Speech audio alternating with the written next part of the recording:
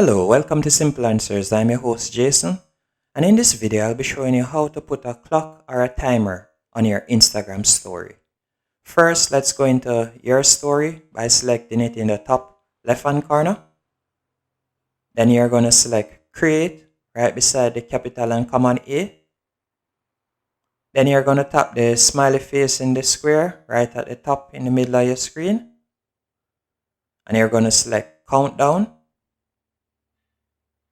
And then you can give the countdown a name.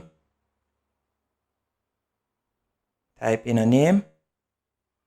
And then you can set the countdown.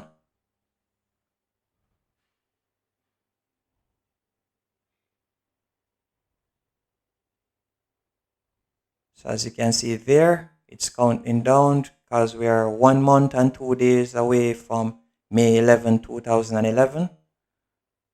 That's how you do it. And then you can tap the circle right here, the circle that you see right here to change the color of the background.